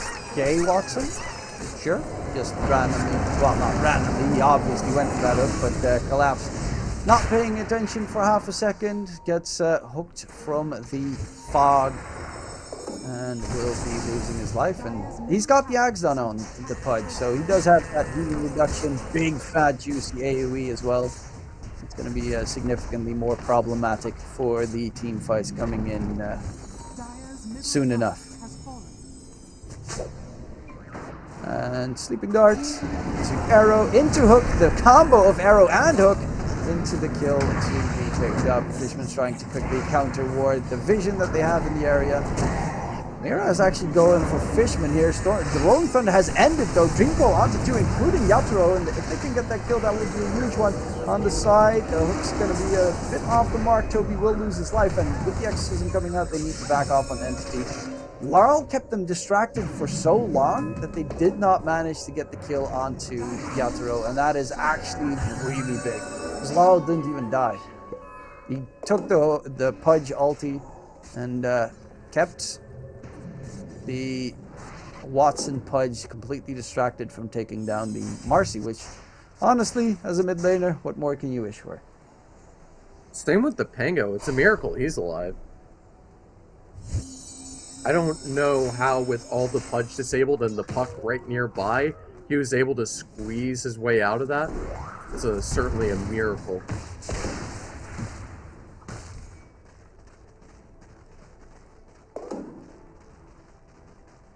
Well, Yatoro is done with his BKB. It's getting delivered right now. Does still have to deal, obviously, with the Pudge ulti, but... Oh, they're going in here. Sleeping Dart comes out, but he's out of range, and look at that. Maposhka is trying to block any possible hook arrow shenanigans by being a literally bodyguard. Collapse, though. They're going to go for more. The arrow is going to fly out. It's going to be a bit of extra harass. And Silence thrown out. This Mirana needs to bail out because Pudge and Puck don't really have that much mana to work with either. Radiant's middle tower is under attack. Mind games and a bit of pause, a second to breathe. Because we've had a bit of a wild third game. This seemed so weird from every single situation. And someone needs to fix their DS Picto chat.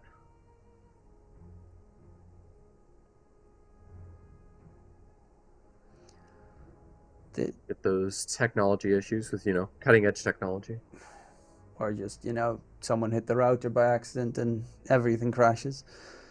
There's always some issues that will be transpiring. Hopefully that can be resolved momentarily on their part. This game is very close, but I'm getting a little bit afraid of that Yatoro Marcy getting out of hand with the BKB now done. The ways of controlling him are going to be pretty rough. They have the Pudge, and that's about it. Until, of course, Puck gets level 25 talent, or they have the Sprout Leash, but Sprout Leash doesn't work because he has a Quelling Blade, aka the Pudge for the foreseeable future is the only way that they can keep the Marcy from hunting them down, unless they just dodge and weave, which they're pretty capable on, with the Puck, Mirana, and Ricky being very evasive. Just everyone on this entity lineup have some way to slow or even entirely disable the Marcy from finding these picks. Oh. The sleep dart denied. There we go. Yep, there it comes right through, and if he uses his bulldoze at the same time, he has, of course, that status resistance on the Spirit Breaker to make sure that it will immediately evaporate from his ally. They will find themselves a farming Nature's Prophet, and that is Toby controlled right now. The smoke does get thrown out. Toby, can he get himself back? It will not be possible. Just barely manages to get taken down. Almost escaped. It was a good save attempt, but it was not good enough. Just barely able to squeak that one on by. Feel like that rarely happens.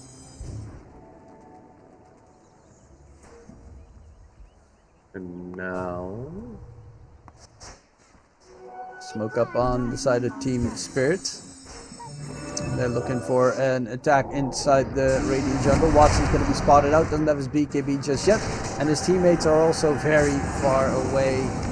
Does do a lot of damage, but it's not going to be nearly enough. Puck might be able to get the kill onto Maposhka. And with the Dream Coil thrown out, will the Puck be able to stay alive? Stormstormer is actually in trouble here. The charge, the stun lock, it's a hefty amount of damage. With the Diffuser Blade, he actually doesn't have any mana on the Puck to get out. Will not be able to blink out either. So another kill coming in. 2 main cores from Entity taken down. And Yatoro is currently 3k ahead of the Pudge in terms of net worth. So this Marcy is getting out of control. To successfully catch them, that's one thing. To be able to sustain it and get both the Pudge and the Puck with no response or making mistakes requires such solid execution. It's amazing to see Team Spirit pull that off, as I feel like this will be a hard-fought game for them to win it the whole way through. There's a team that'll be able to do it. It is Team Spirit. Yeah, they're looking a lot more in control at the moment. Mira's quite a ways away from the BKB, but that shard is definitely should be a possibility to be very big value this game for the side of Entity as a big supporting tool in the arsenal. Fishman is really farmed, almost as the 4-staff after the drums are done on the 5 position Marana. But they are kind of being outmaneuvered on the map. Team Spirit going for another smoke. If they get a decent fight towards the Roche pit, they can take Roche on with the Exorcism. They will get a very quick catch onto Fishman. Now that he's died, they're next to the pit. Yatoro has popped his ulti. They're going to go in for Roche to secure the first ages of the game. It does get scanned. Obviously, they know that they're in the pit. And they have a pretty okay team to try and get there quickly. You do have to be a little bit wary, especially now that the Marcy ulti is on cooldown. It's a pretty low cooldown, so you just have to be careful. But it seems like Entity will just push the issue and try to finish this Roche themselves. Such strong damage between the Natures and the Pudge. They'll be able to easily clear this out. And Team Spirit don't want to contest. Yeah, they did not expect the Roche steal to come in. They get 1 kill looking in for Mira. Can get the charge away, but the hook! Oh my lord! Watson! Oh, the dude's pretty A-okay on that Pudge. His lifting skills are sublime, and they will get themselves Roche plus a double kill on towards the supports. That's a nice way to try and gain back favor into this game. Stormstormer is going for the Gaia Sange. I would assume afterwards the Octarine Core, because it's stupidly good on the Puck. And there we have Toby going for the Gleipnir. Extra ways to hold the enemy down are definitely a must-have, especially once Marcy's BKB has ended. The hero is very painful if he gets on top of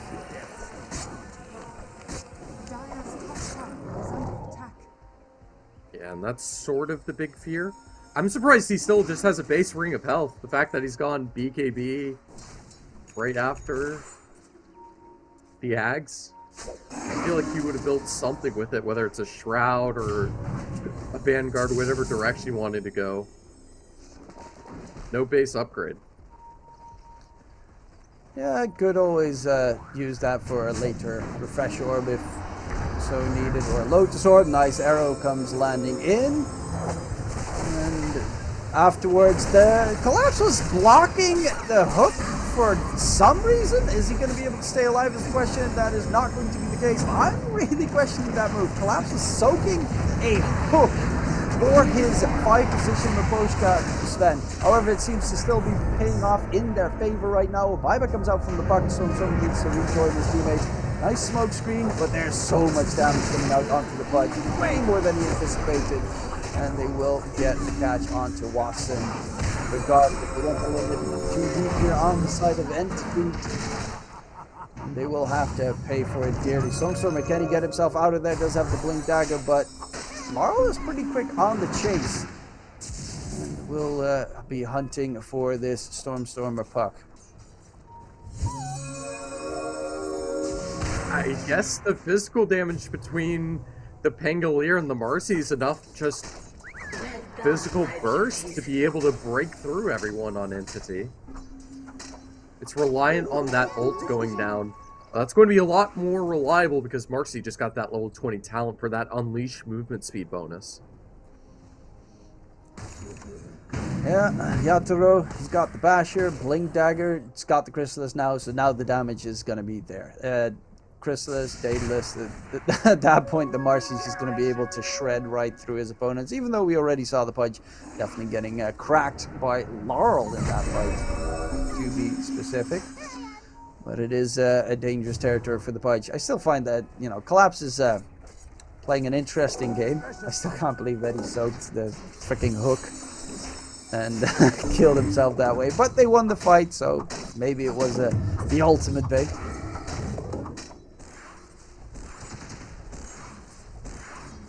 We can get that Marcy ultimate cut down to 40 seconds, which would be very important later on, or I guess actually the later it goes on, the cooldown of it becomes less and less important. You'll always have uptime or debatable. Fights. That's why the Marcy's longer and longer breaks in between. The Marcy's marked up. He wants Daedalus, then he wants Abyssal, and then he wants Refresher, just so that he has his ulti whenever it's needed in this game. One idea, and I guess that Battle Fury really lets him delete across the map, because that net worth on this Marcy right now is terrifying. Yatoro's something else. Yeah, Battle Fury Marcy is pretty A-okay at farming. Smoke gets broken. They immediately go in onto Kataomi with the Viz detection drop. That sentry ward right there. He did not expect them to immediately blow him up. There's going to be a buyback actually. Arrow lands onto Collapse on the back line. Dream Coil onto a multitude of enemies. They are, after that Dream Coil, immediately going to try and bail out. Is that going to be possible here? Not for Fishman. He's going to get blown up by Yatoro. Going to surround Stormstormer. He needs to be careful because Stormstormer does not have a buyback available. He's jumping and jiving through the entire team fight. Really wants to kill them Maposhka, and they are going in for more. There's no Rolling Thunder from Lal either. Didn't pop out his BKB. Can they get away? Oh, that hook just off the mark.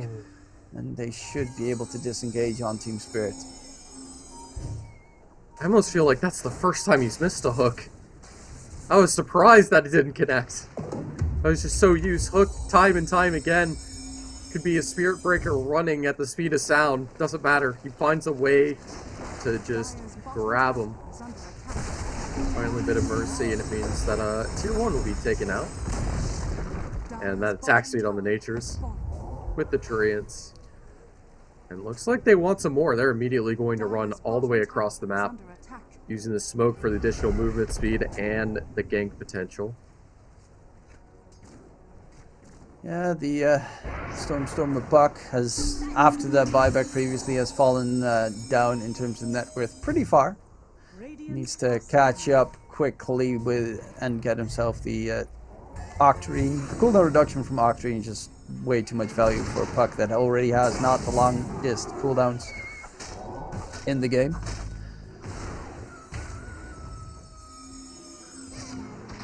Don't forget, you can get into the game. A free bet of $15 when you sign up for the first time with the BetBoom app by clicking on the banner down below the stream. And I guess that's one handy thing about the Marcy. You can lift your teammate and get them out of the target line of the hook. Yeah, that's also why a lot of teams, when they're playing up against the Ricky Murano or Ricky Pudge combo, they just get a bunch of 4-staffs on everyone. But I guess Yatoro has it innately with the Dispose. And they're going to go for the Tier 1 tower towards top lane. He's got a full Daedalus done. It is a pretty scary Marcy if he gets on top of you. And that's exactly what he wants to do with all the movement speed buffs. His team, the War Cry, to give the additional armor just so they can ignore the Exorcism and dive in. And boy, they're going to have to fight this directly. The Puck with the Dream Coil to keep them locked out. There's no follow-up just yet, but that's where the Spirit Breaker comes in. Oh my god. To try to find the answer. Plus is dead in a second right there. Gets evaporated going forward. Yatoro with a double kill. And they're checking out the bit, but of course it's not up at the very least for another 30 seconds. They can just push for more. They even still have the catapult wave behind them. And yeah, the Marcy is kind of at a point where it's uncontrollably dangerous to even be in the vicinity of that hero. And with Hey, who needs a heart when you bring rings of health and vitality boosters on all your items, like Yatoro is? He's so tanky. Kataomi Finally, needs to be very careful because he doesn't have a buyback either.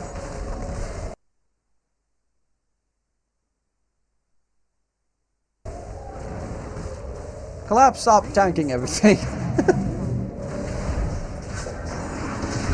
Oh, big kill. I don't know why he's being so greedy with the arrow. Sharing is caring after all. And Yatoro pops his ulti just to clear up these racks pretty quickly. There's still tier 2 tower mid, tier 2 tower bottom, so they can't get themselves more racks at this state. And I think the Puck tried to get a possible tree coil catch there, but luckily enough, Laurel hits him with a swashbuckle bash. What a wild game this has been. To have a Marcy start carrying like, oh, if they bring the Magnus out, maybe it'll have the damage and everything. You don't need the Magnus for the damage, apparently. Watson It's perfectly enough as is. Watson tried to go for it again. They need to get a good displacement at the start of the fight, burst that one down, and then go for a possible engagement. Because a lot of the time, when they get a good hook, that happened as well with Collapse, they hook him, and then Pudge has to finish him off while the rest of the team dive on towards the back line. And that means that it takes way longer for the Pudge to actually join the rest of his teammates. Even so, I get him going for the damage, and he needs the BKB to be defensive. And it seemed like he's building a Lotus next. I'm looking at that right. I don't On the Pudge? know if that's a big play. Yeah. I guess against Silence and Sven Stun is pretty nice. Against the Abyssal Blade that's coming up soon enough is also pretty okay. But it's also the armor that Pudge is just lacking at this stage. And Marcy does so much physical damage. You need a bunch more armor. And there's going to be a hook save coming in. But onto the high ground, it is going to be Laurel chasing for more. Toby needs to try and get more 4-steps in his favor, but that's not going to be the case. He's going to get rolled upon. Nice 4-step there by Fishman, leaps back towards his own high ground. And they're very deep. Hook onto Mira, drag back the Spirit Breaker. Mira can get taken out. It doesn't matter because Yatoro's going to burst down the Pudge, jumping in for more, absolutely backbreaking his opponents. It's going to be Toby next, down for the count. No buyback on all three heroes, and that is going to be Entity losing game number 3 and Team Spirit that take the series, eliminating Entity from the BetBoom Universe tournament. Bit of misclick. Seems like they're ready to just run on out of here, at least on some of the players. And what an amazing game to end it. Marcy can hold her own weight, it seems. This is amazing to see. Yep, I kind of saw it coming because I always appreciate Marcy's carry capabilities. Honestly, I think it has a pretty high win rate as a safe laner. Sometimes in Southeast Asia, I definitely see it as the off laner being picked up as well. But the hero is surprisingly capable, even with the massive amount of nerfs that it has gotten. Though there's, again, debates, mid laner, safe laner. Who gets the MVP? It's a tough one this time around, but I assume it's going to be on to Yatoro because he was, again, really good in that showdown there. We have him, Yatoro, on the safe lane. Marcy with the Battle Fury was incredibly farmed and just deleted the Pudge in half a second at the end of the game. Just so much burst, and the fact that they just combined it with the Pango felt like you had two people doing the same thing, but it's just so much damage it doesn't even matter. There was no way for anyone on the side of Team Entity to find a way to counteract it. I love it, and we'll have an interview in a few moments with Mira soon.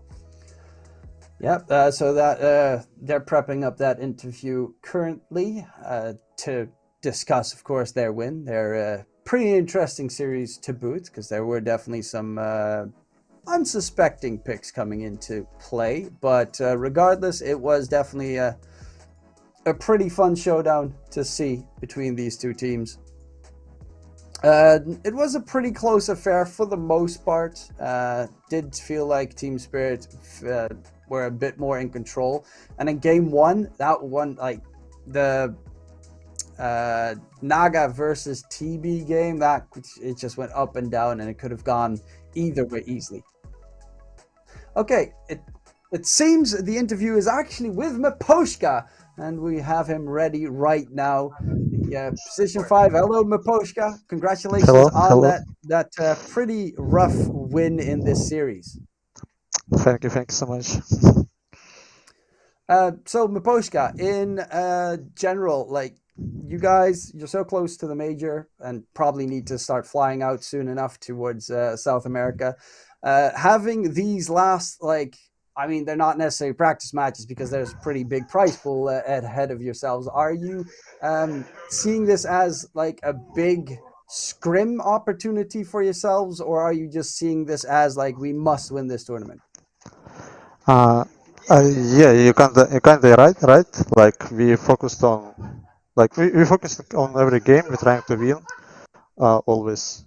And also like we didn't play much clan wars right now, so sometimes we have some ideas, like it's new ideas, new heroes, and we deciding to try it.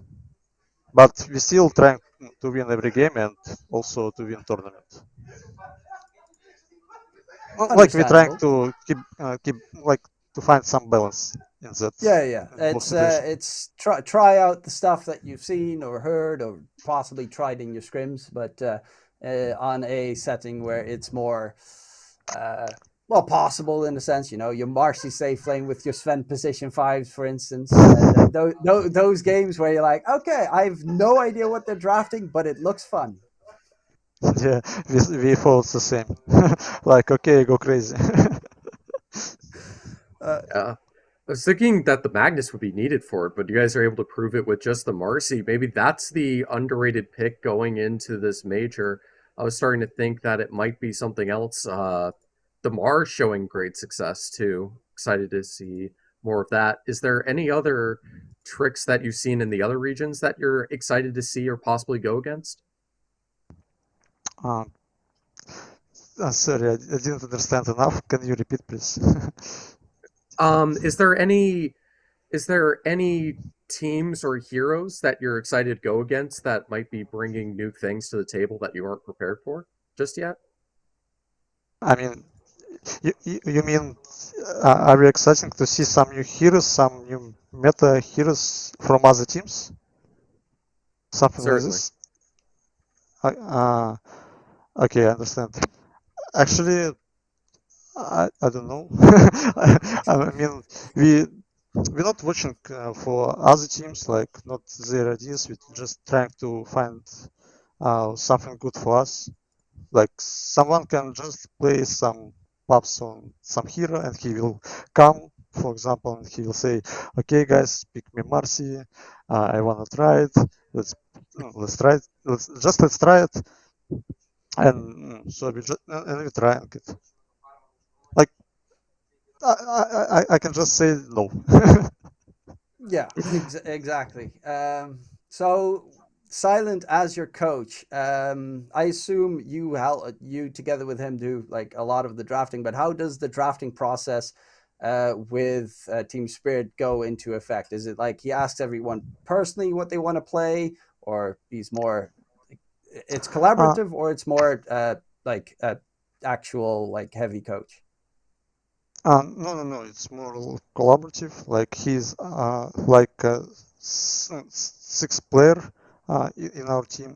He, but we trying to like how to explain.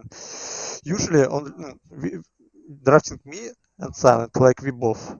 But sometimes any other player he also can make some advice.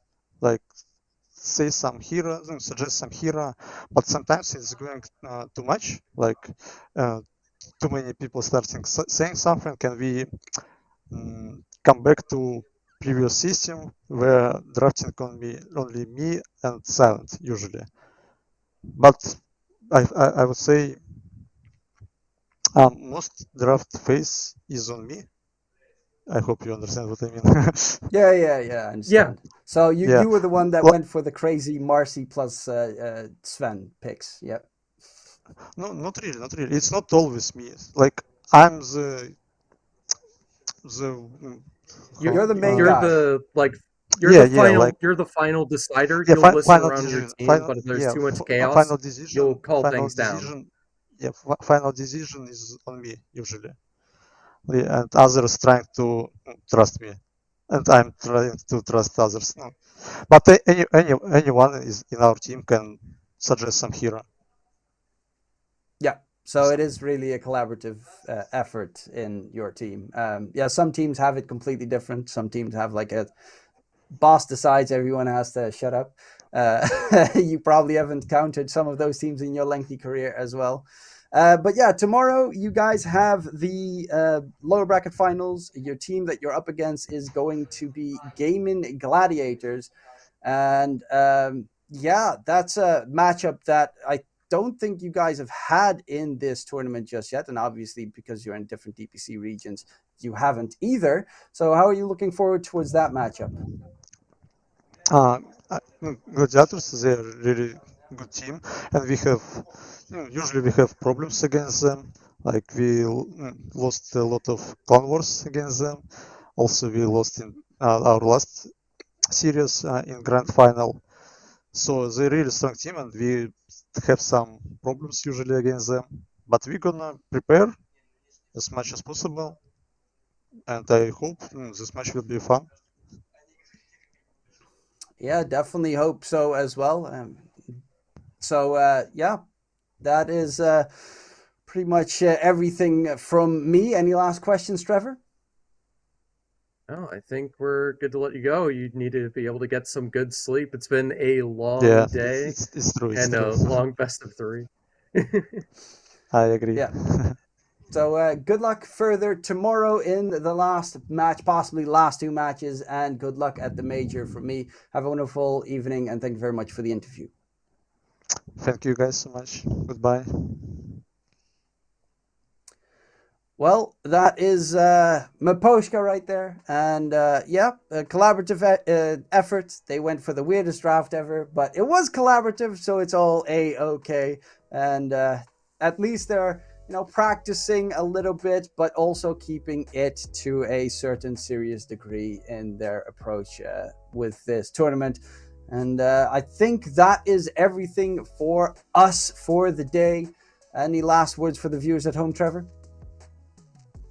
That tomorrow's going to be an exciting day to wrap everything up. These teams have so much to brew, and going into this major, it's going to be good to know what sort of meta picks are evolving. I think the one thing to note is we're going to keep seeing the same bands. We're going to see the Treants, the Lenas, usually the Broodmothers band, and potentially a bit of Leshrac and Death Prophet. But things start becoming more and more questionable, and we can see that Gaming Gladiators Team Spirit at 1300 tomorrow, followed by whoever wins that against Tundra. Don't forget, in a best of 5. Oh, man. And, we don't even know what kind of Tundra it's going to be. We could see Topson and we could see anyone else. I think their safe lane is probably going to be someone else. As they mentioned, they might have scrims and whatnot. But the players could be back. It could be not. So don't forget to check out tomorrow as well on this stream, ladies and gentlemen, the BetBoom universe. Episode 1, there will be plenty of episodes in the near future. My name was DK Truman. I was joined by Trevor. And in case we don't see you, good afternoon, good evening, and good night.